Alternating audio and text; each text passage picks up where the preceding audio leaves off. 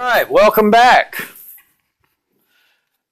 First things first, who has week 11 homework ready to turn in? Got questions about it before y'all turn it in? All right. Say again? Law of sines? I think so. We've covered that. We've covered law of cosines, but I think cosines is week 12 assignment. John Caldwell. There you go. Carter Dewberry. And every time I hear his name, I want to start singing train songs. All right. Who gets that reference? Huh? No. There's an old country singer named Newberry who was famous for train songs. You ever hear Waylon Jennings?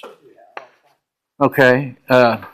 Between Hank Williams' Pain songs and Newberry's train songs and Blue Eyes Crying in the Rain. All right. No Dewberry. Okay. Derek Heineman.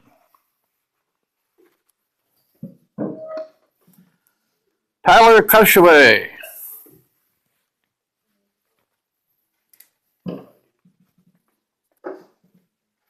Matt Latney. Jesse Martin.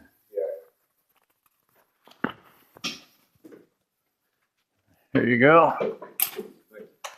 Deja McClellan. Trade you.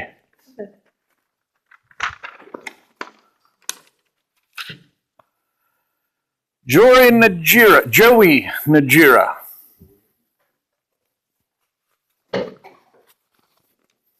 Jory Owens. Jeremy Rietkirk. Jared R.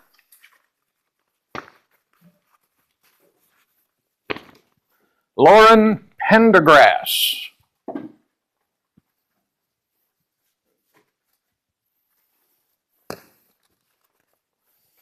Brandon Simpson. Did I hear someone say here? There you are.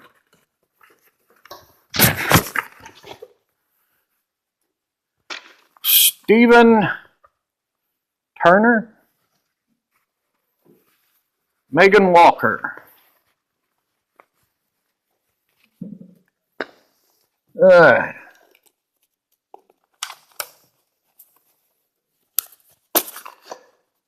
Does anybody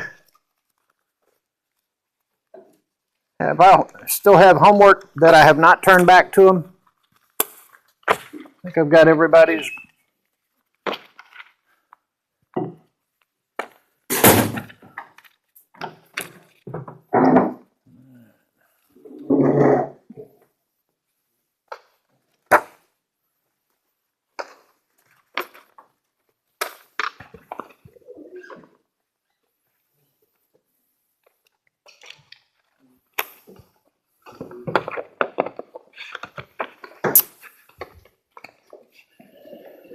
Okay.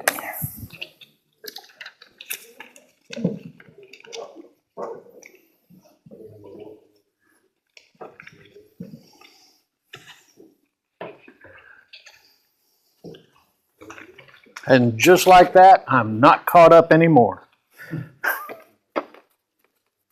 All right.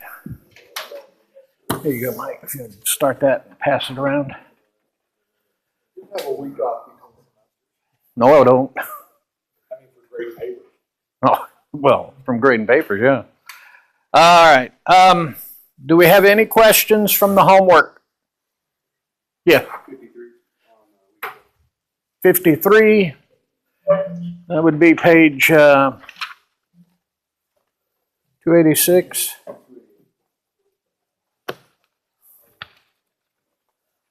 All right. Building a swing set. Clint is building a wooden swing set for his children Each supporting end is to be an A-frame constructed with two 10-foot long 4x4s joined at a 45-degree angle. All right. So we've got 10-foot, 10-foot,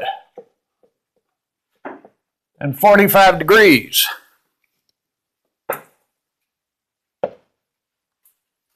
Now we need to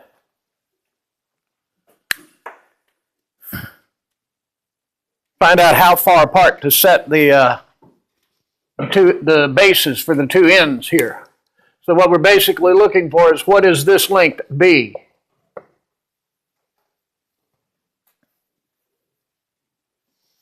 Right?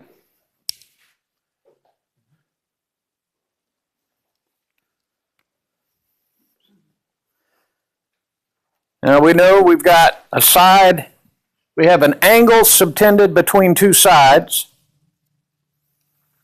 right?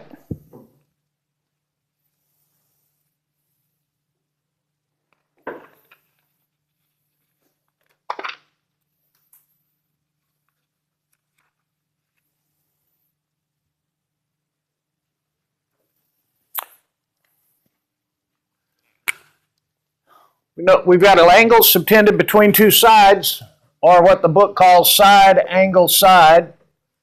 So we're going to use the law of cosines.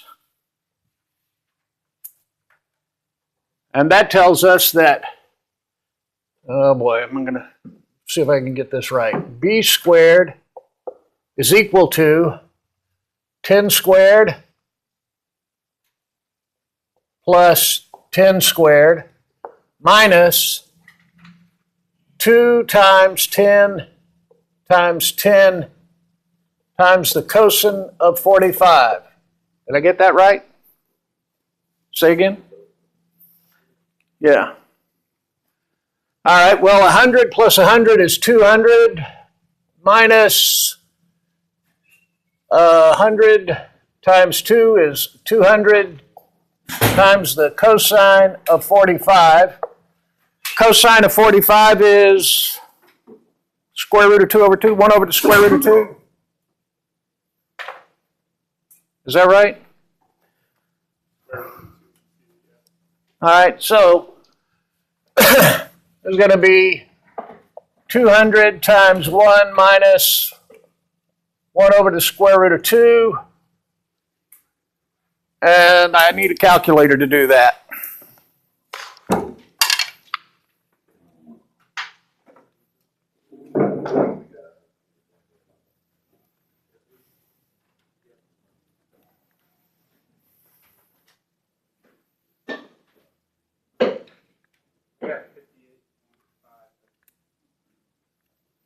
Yep, 58.58.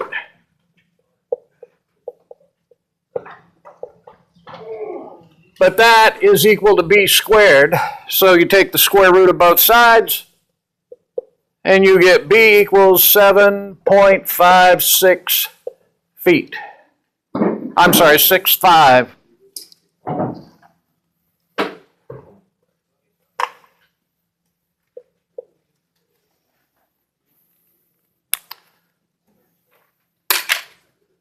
Do you see how we work through that now? Jesus? All right.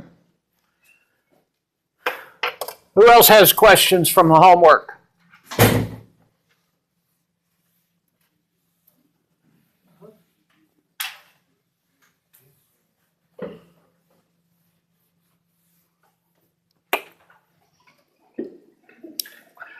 All right.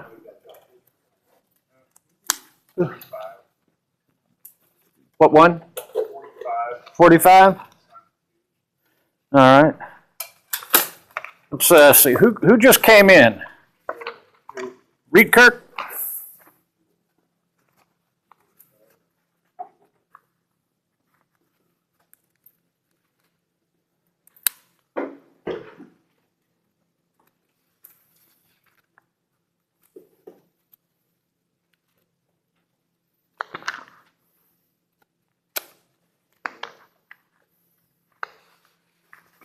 see, is this you? Who? Heinemann?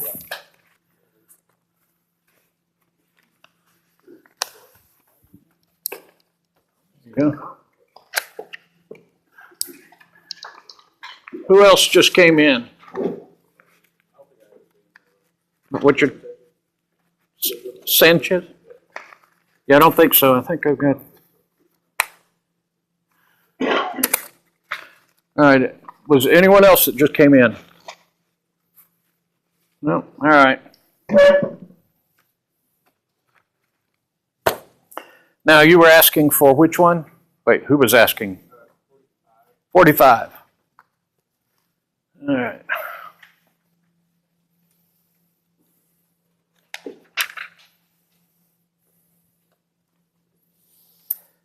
Ah, yeah. Who knows what a knot is? Actually, a knot is a rate. It's a nautical mile per hour. Yeah. Just something like that, yeah. So if you don't know this, nautically speaking, a knot is a nautical mile per hour. So if you don't know that, then this could have been a very confusing question. The cruise ship maintains an average speed of 15 knots, going from San Juan, Puerto Rico to Barbados, West Indies, a distance of 600 nautical miles. To avoid a tropical storm, the captain heads out of San Juan in a direction of 20 degrees off a direct heading to Barbados. All right. So we've got our direct heading is 600 nautical miles. But the captain is going to leave 20 degrees off of that. And he's going to maintain 15 knots for 10 hours. All right, now here's where you have to know what a knot is. 15 knots is nautical miles per hour, so 15 knots for 10 hours is 150 knots, 150 nautical miles.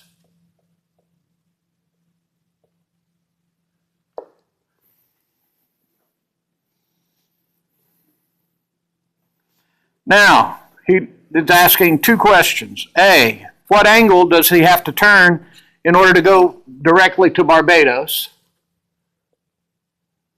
So we're looking for angle alpha. And once the turn is made, how long will it be before he reaches Barbados if he maintains 15 knots? So let's start by doing the actual trig.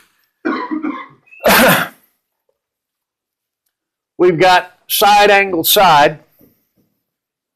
So we're going to use law of cosines. Okay, and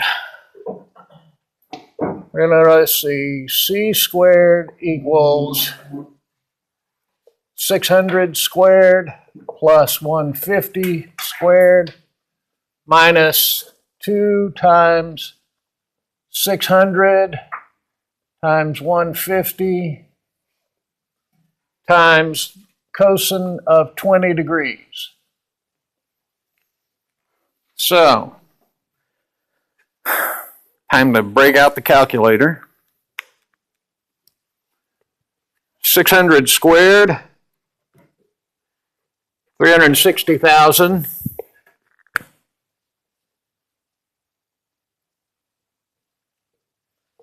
Plus 150 squared, 22,500. Minus 2 times 600 times 150 is 180,000 times the cosine of 20 degrees. It's about 0.9397.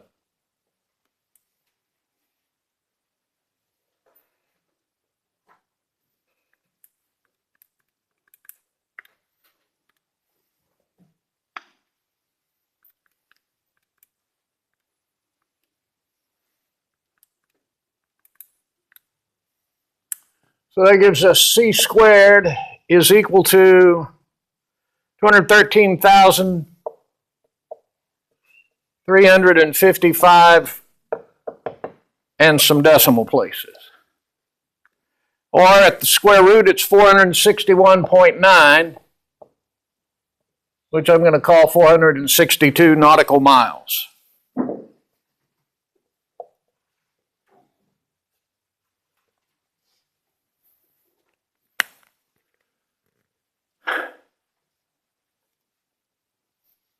Now, we can solve for angle alpha, because we know that sine alpha, oh, see there, they snuck in some law of sines on you, over 600 will have to be equal to sine of 20 over 462. So sine alpha is equal to 600 over 462 times sine of 20.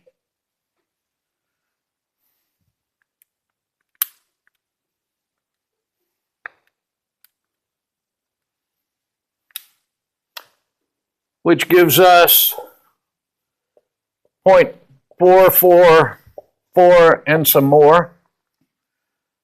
And if we take the inverse sine of that, we get alpha equal to 26.4 degrees. So A wants to know through what angle he has to turn in order to get out to Barbados. That means he needs to turn through this angle, beta, which is 180 degrees minus 26.4, or 153.6 degrees. So he has to turn north through 154 degrees. Everybody understand that? Okay, so now the last part of the question, how long will it take him to get there? Well, we already know he's got to go 462 nautical miles, and he's going to maintain a speed of 15 knots. So 462 divided by 15, 30.8 hours.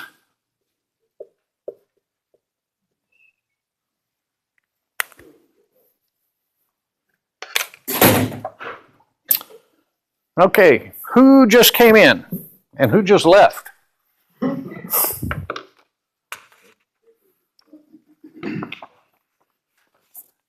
Lauren, Megan. Oh, you're easy to find. You're alphabetically last. Anyone else just come in? Kashiwa, yeah, I've got yours. You're right here. Anyone else? Get them while they're hot. Graded papers. Get your graded papers here.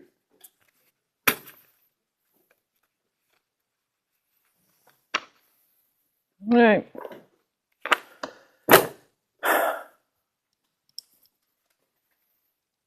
So, pretty much all of these, once you draw the triangle that you're being asked about, it's pretty easy to figure out what you need to do to solve and find the part you don't know.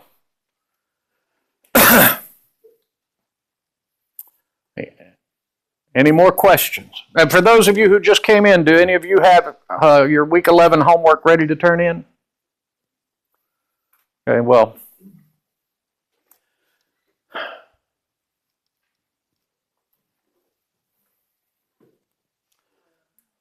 All right, well then let's move on to section 4.4. We're going to look at finding the area of a triangle.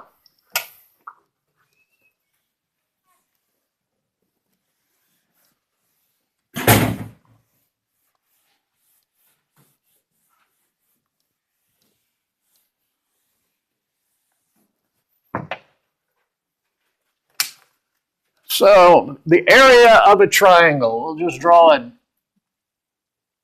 general purpose triangle.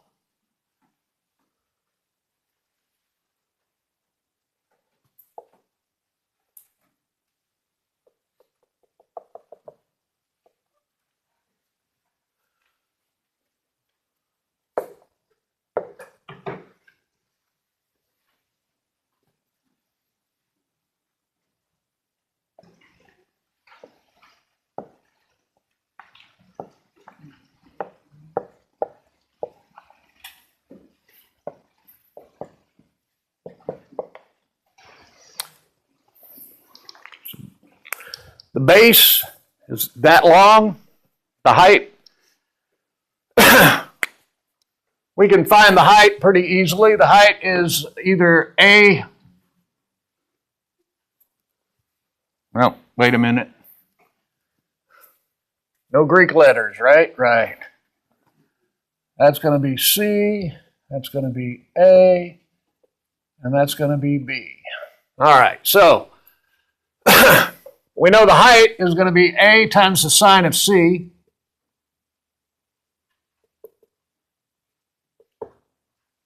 And that's also going to be C times the sine of A. Does everybody see how I get that? This length times the sine of this angle gives me that height.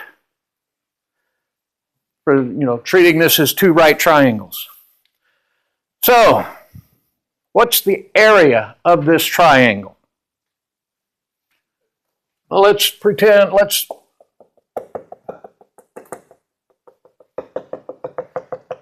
make it a full rectangle of h high times b wide. So the area of that whole rectangle is h times b. No, go ahead. No, I probably talking about the rectangle. Yeah, for the rectangle. But now what we're going to determine is that the area that the triangle is exactly half of that rectangle. But we're going to determine that by looking at the two halves of the triangle. We're going to call this half area 1 and this half area 2.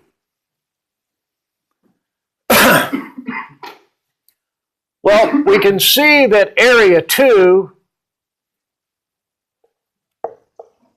is just 1/2 of this smaller rectangle, which is h times e. Right? We can also see that area 1 is half of the smaller rectangle h times d.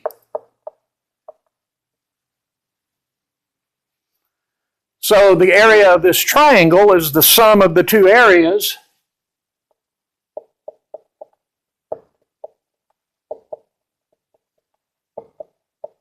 which is 1/2 HE plus 1/2 HD, which is 1/2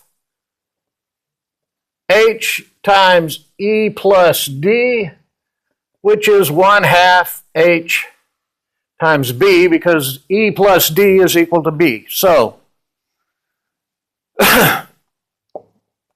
no big surprise. The area of the triangle is 1/2 the base times the height.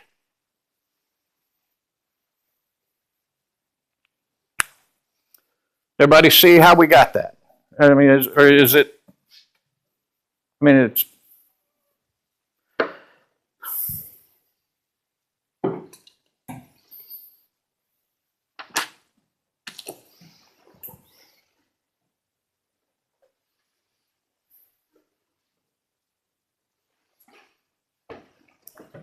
I'm going to use an example here.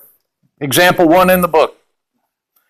Go ahead and work through the example.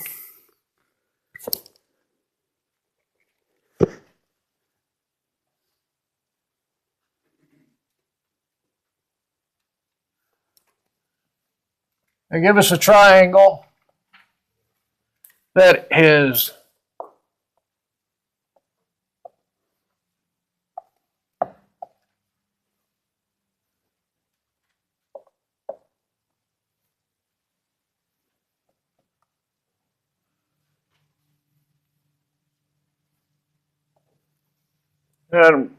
All they tell us about it is we've got two sides and an angle subtended between them. We don't know the other angles. We don't know the third side.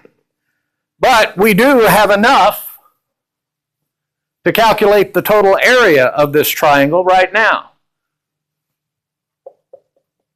Because we have this side and that angle. So we know that this height is equal to 6 times the sine of 30 degrees. What's the sine of 30 degrees? That wouldn't happen to be that nice even half, would it? Yeah.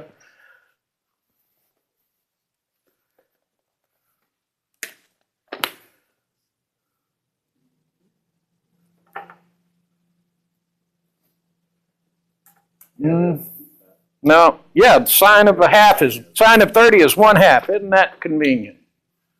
So it's equal to 6 times 1/2, or 3. The area of the triangle is 3 square units, whatever units those sides are measured in.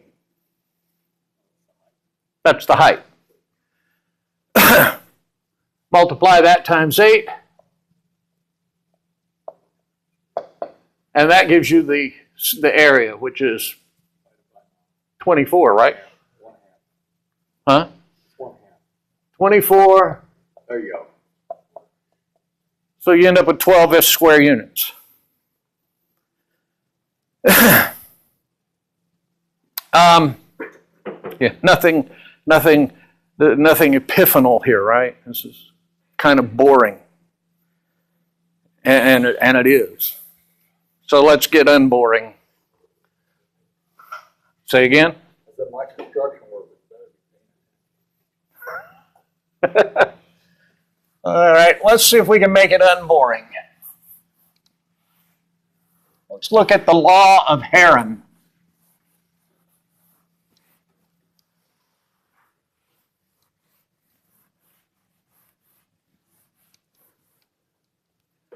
And you know what, just as a tangential note, let me ask you this.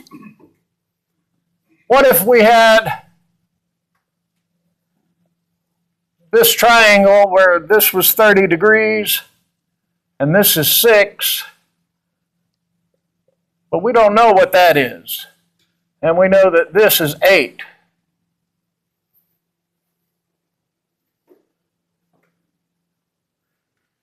Do we have enough information there to solve for the area of that triangle? Not directly. We can. But the first thing we're going to have to do is use the law of sines to solve for the other angles, or at least find this angle,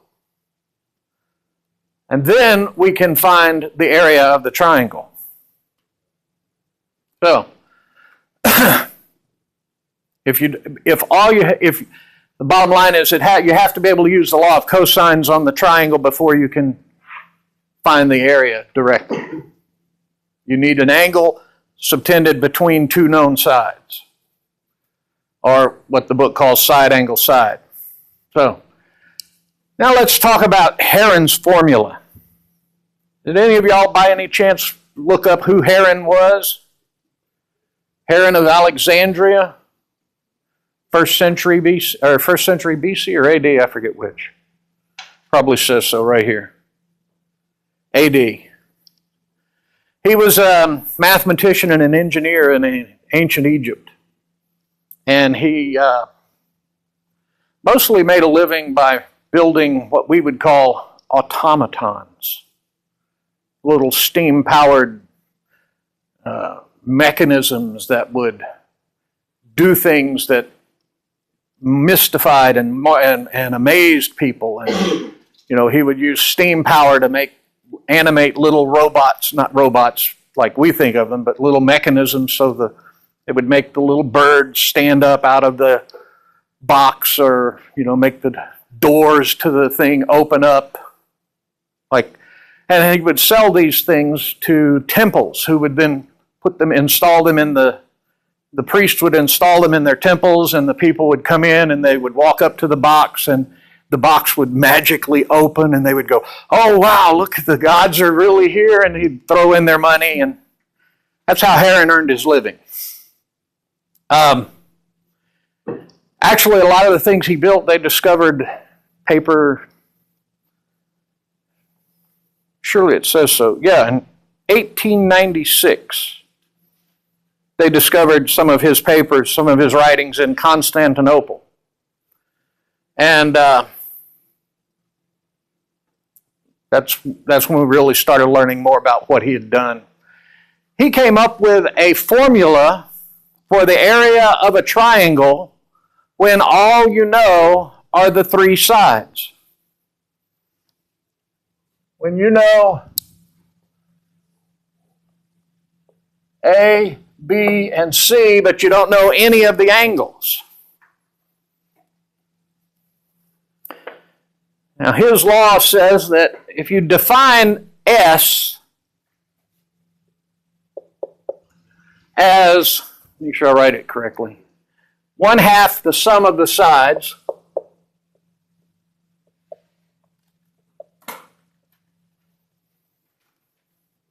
then you can find the area of the triangle,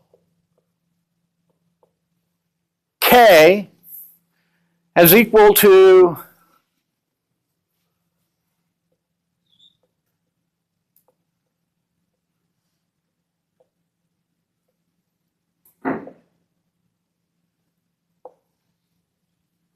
did I get that right? Yeah, S minus.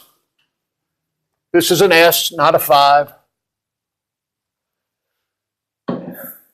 S times S minus A times S minus B times S minus C, take the square root. That gives you the area of a triangle, where S is 1/2 the sum of the sides. That's why they call it S. It's the sum of the sides.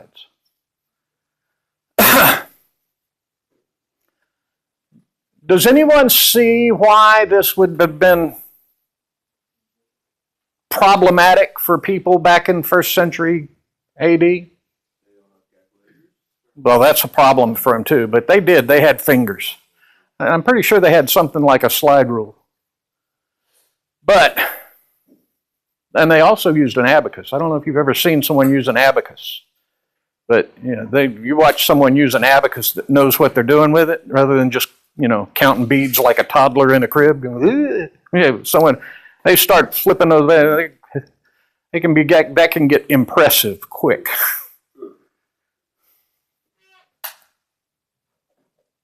Why would this be problematic for his contemporaries?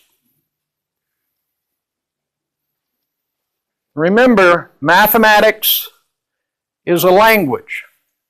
It's a language to describe the world we live in, we observe.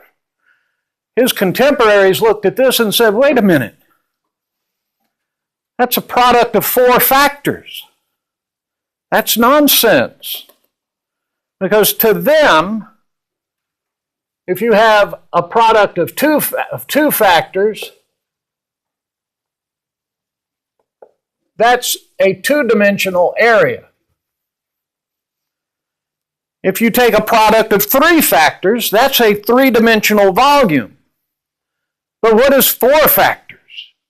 They had a problem with that. They said, well, if you multiply 4 things together, what have you got? It's not an area or a volume. It's some weird sci-fi trans-dimensional whatever. And that really was a problem for his contemporaries. But take a note. What's he doing? He puts the whole thing under a radical and takes the square root of a product of 4 things. What's the square root of 4? 2. So the square root of 4 dimensions comes back to 2 dimensions, an area. Took his contemporaries a while to figure that out.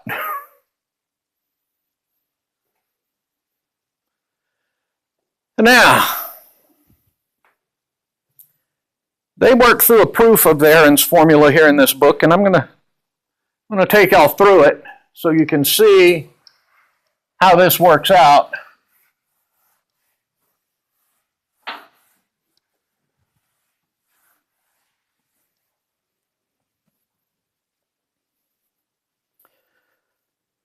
It is not a simple or straightforward proof at all.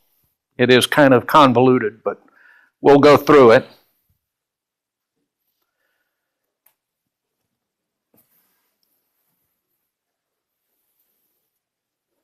We're going to start off with something that we know, the law of cosines.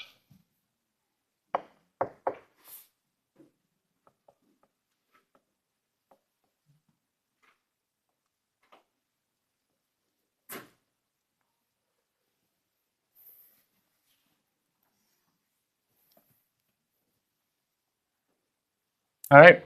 We've already established that that is a true statement. We know that that's true. But if you'll go to the back of your book, and the back cover, well, the back cover, yeah, if you've got the hardbacks too. Look at the half angle formula for a cosine of theta over 2.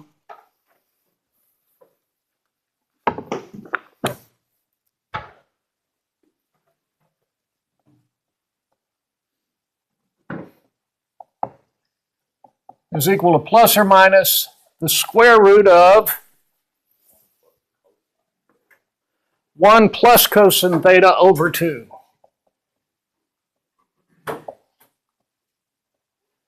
And that means that if you square both sides,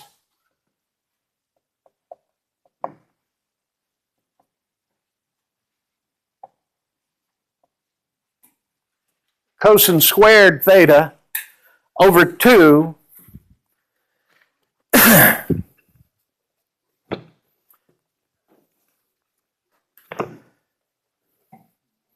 gives you 1 plus cosine theta, all over 2.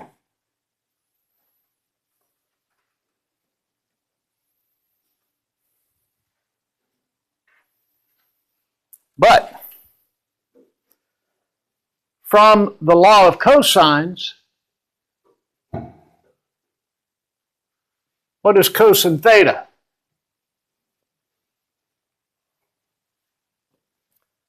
We take, well, I shouldn't have done that right under it.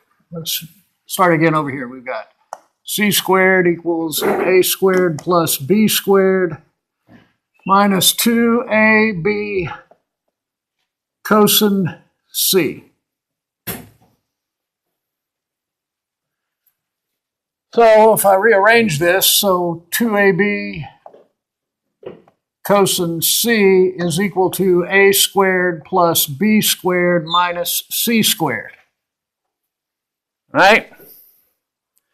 Or cosine c is equal to a squared plus b squared minus c squared all over 2ab.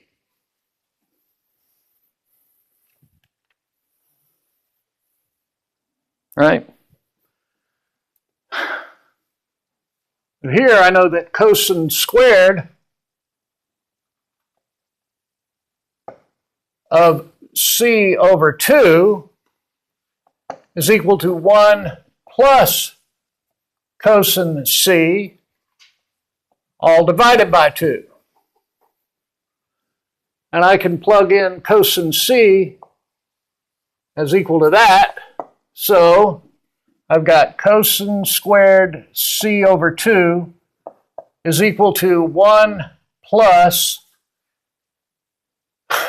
a squared plus b squared minus c squared, all divided by 2ab, all of that over 2.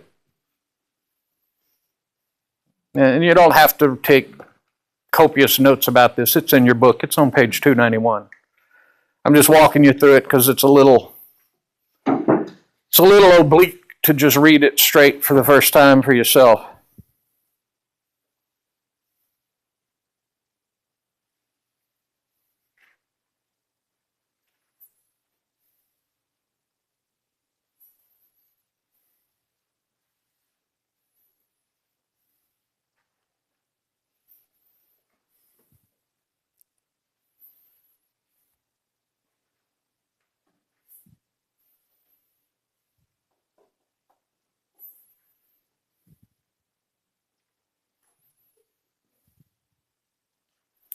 So let's simplify this by making note of 1 plus all of this over 2ab is just 2ab over 2ab plus a squared plus b squared minus c squared over 2ab. So that's all of that becomes a squared plus, what order do they put it in? A squared plus 2ab plus b squared minus c squared all over 2ab.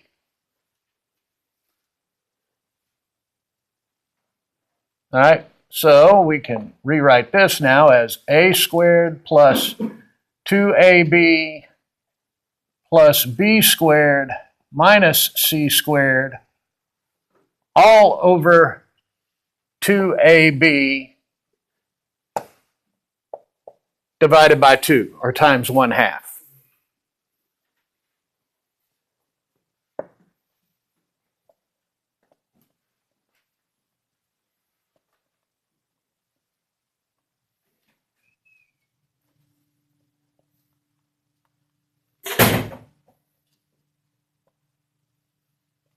Now that's cosine squared c over 2. But how many of you recognize this part? A squared plus 2ab plus b squared. It's just a plus b squared, right? So let's rewrite this. Cosine squared c over 2 is equal to a, try to keep this neat for you, a plus b squared minus c squared over 4ab. But what if you substitute something else for a plus b? Call a plus b equals d. Well, what you have here is d squared minus c squared. And what's the difference of perfect squares when you factor it? Right up here. D squared minus c squared is d plus c times d minus c. So,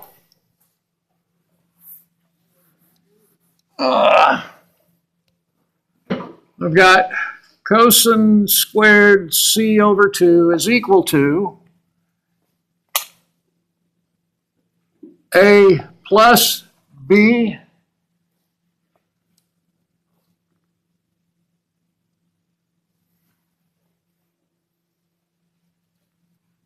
plus c. I don't want to mess this up. Yeah.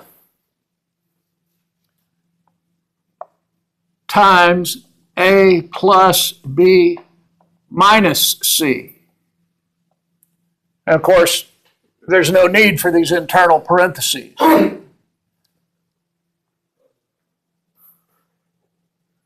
Yeah, all over 4ab. Right. So clean it up a little bit. We got a plus b plus c times a plus b minus c all over 4ab. Is everybody still with me up to this point? Have I lost anybody yet? I'm trying to show how each one of these steps is accomplished. All right.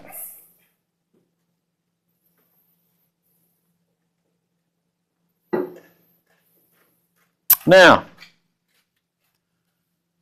we're going to putz around with this a plus b minus c here.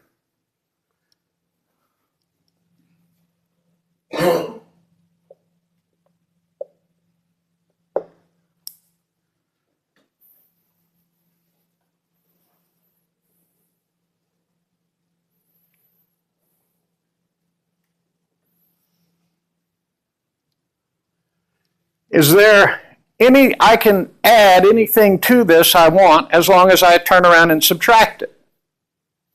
So I can write that as A plus B minus C plus C minus C. Right? Which means I can rewrite it as A plus B plus C minus 2C.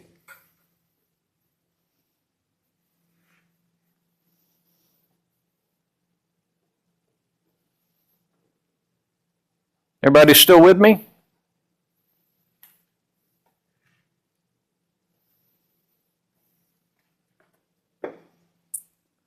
So,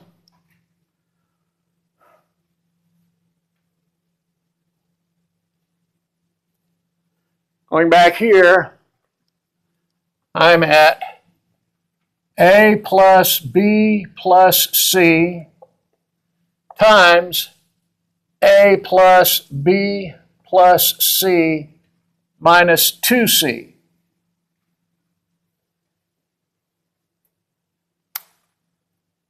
But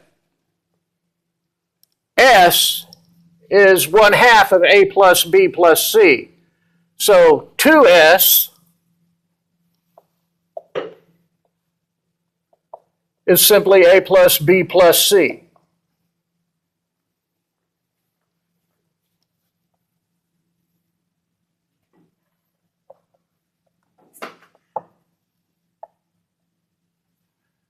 So that's equal to 2S times S minus 2C,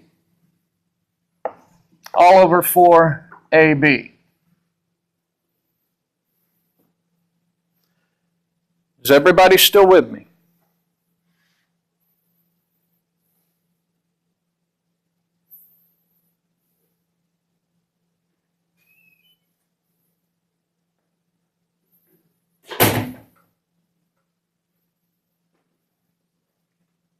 Yep.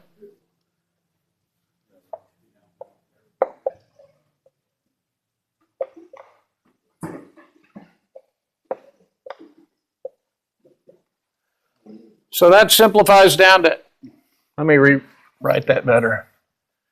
S times S minus 2C over 2AB.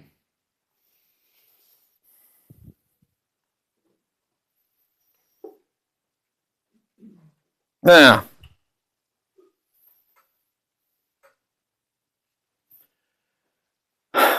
everybody's good up to this point, right? Any questions on how we got here? All right, and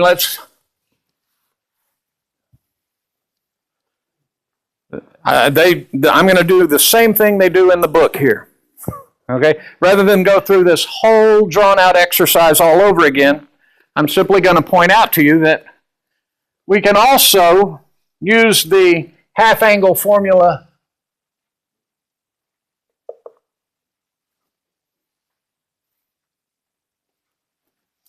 to show that sine squared of C over 2 will give us S minus A times S minus B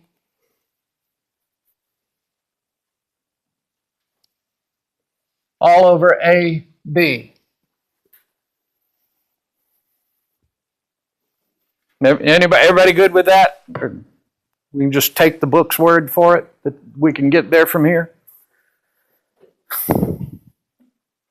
Now,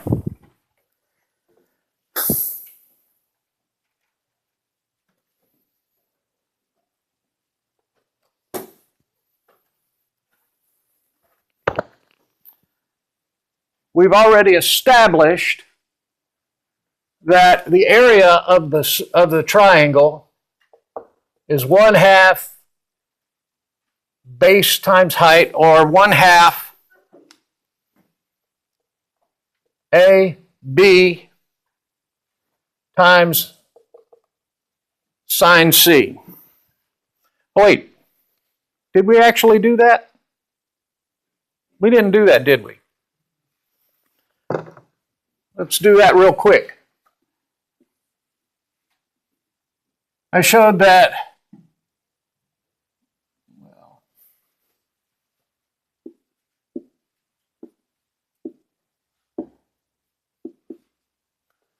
that H is A times the sine of B. And the area of the triangle is 1/2,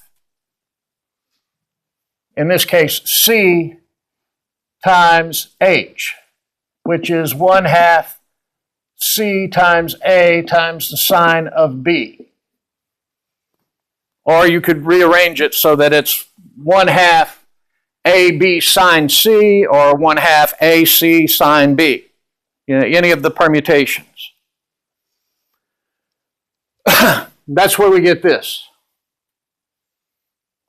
So we know that this is the area of that triangle. Now,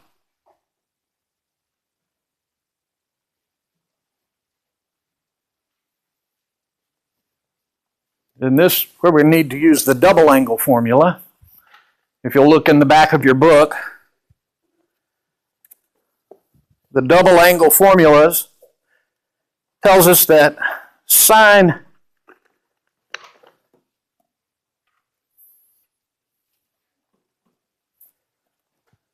of 2 theta is equal to 2 times the sine of theta times the cosine of theta.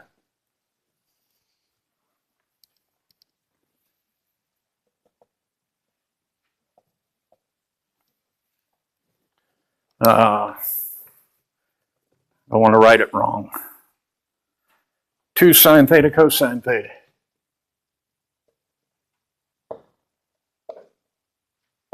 So using the double angle formula here, sine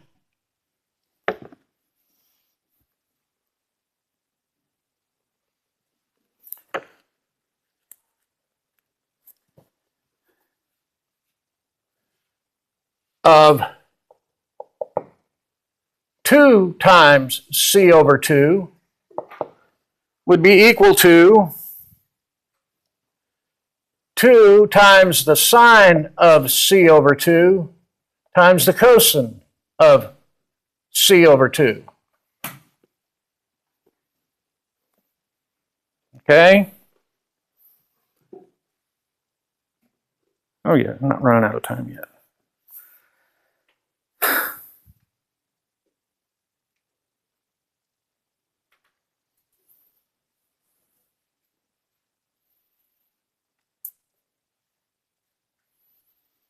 So,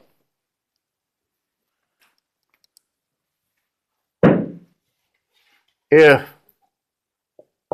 this is sine of C, then the area then becomes 1/2 AB times 2 times the sine of C over 2 times the cosine of C over 2.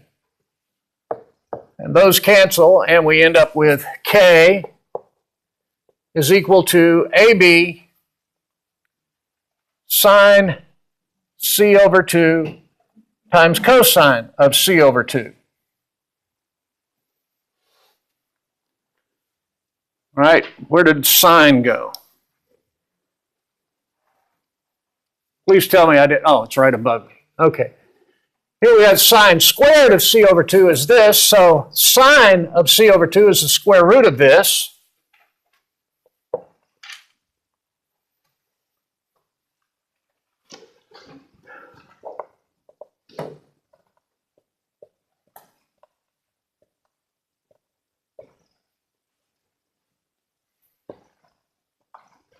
And the cosine of C over 2 is the square root of this. Square root of S times S minus 2C over 2AB.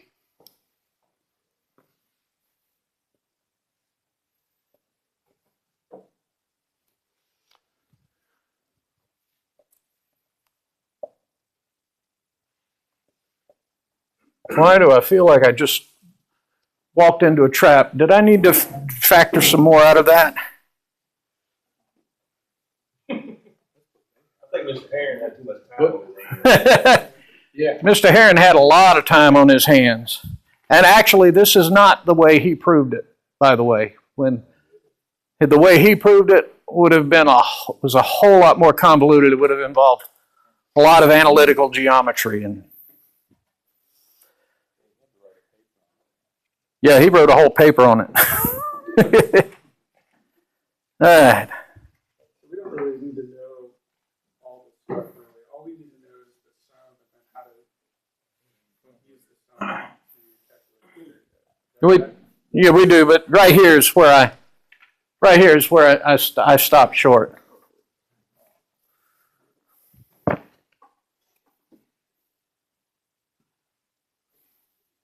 Let me make sure I get this right. And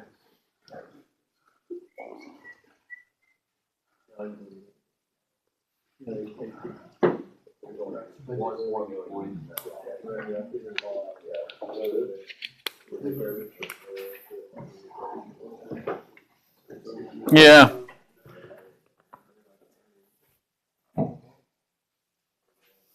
Yeah, this is where I stopped short. This would have actually reduced down so that it would have been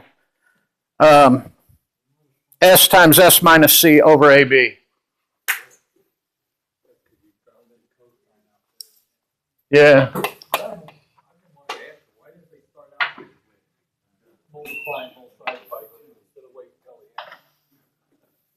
Well, it mattered, but I'm sure it does. I just yeah, you can. I pointed out when we were talking about doing identities and solving identities. There's always choices that you have to make, and make one choice one time in the wrong place, and you'll end up shooting off down a tangent. So, am I losing everybody? yeah. Okay. Well, There's just one formula. well, yeah, we're here. We're right there. Okay. When you rearrange this, you have A times B times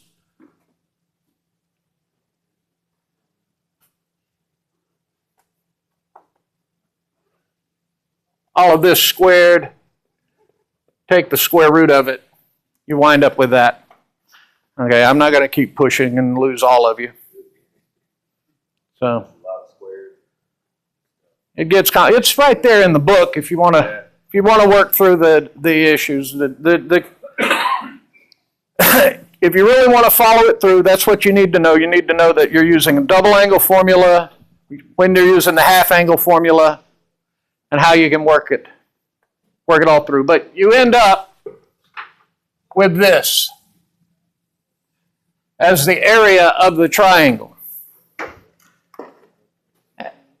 And the interesting part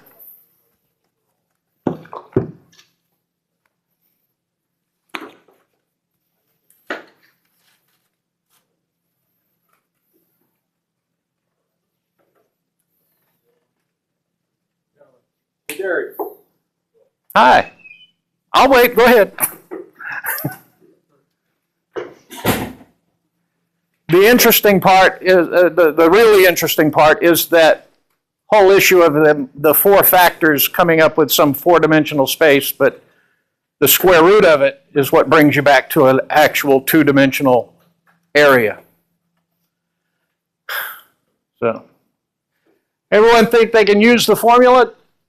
This is what you...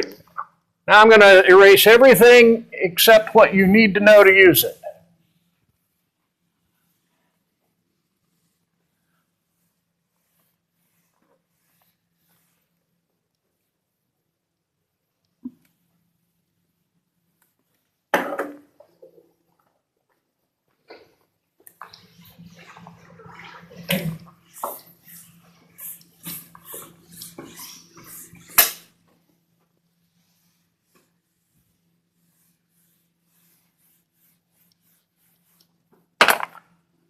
There's what it all boils down to. That's everything you need to know to use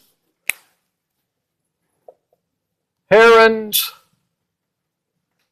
law, or Heron's formula. Or I think some places you'll see it referred to as Hero's formula. Because of, I don't know, apparently they hadn't invented the N yet in 1st century AD Egypt.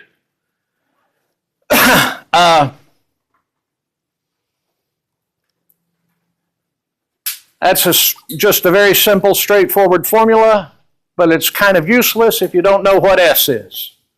So you need to remember that it all begins with this definition of S. Half the sum of the sides, plug it into that. And if you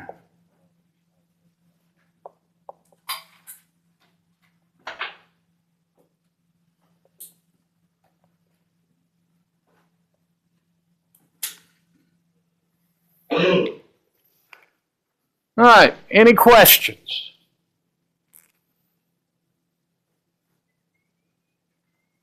Any questions from any of the homework? I take it everybody, I take it y'all have homework to turn in now? You can turn in 12, yeah.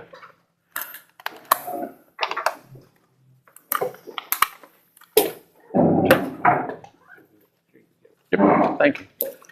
Staple them all three together. Is it the same assignment or? That's all 3 assignments. All right. Yeah, separate pages. Separate? Yeah. Thank you. Anybody else come in late that I didn't turn back any papers to? Carter Dewberry.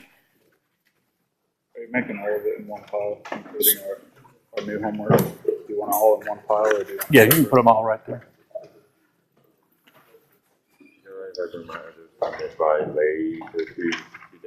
Yeah.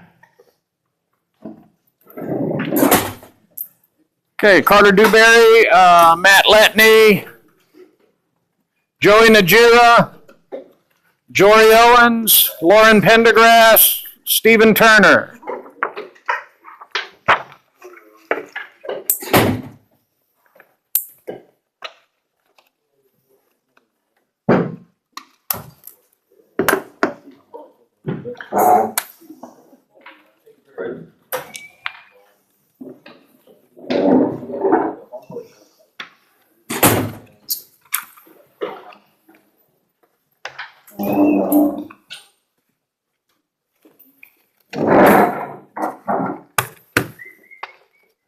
Where's the sign-in sheet? And did everybody get it?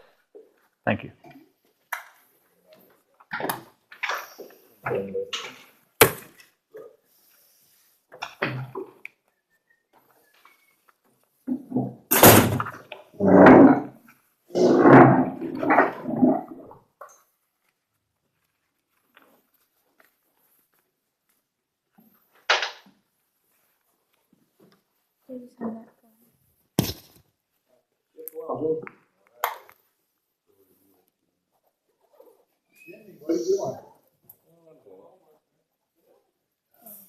Mm-hmm.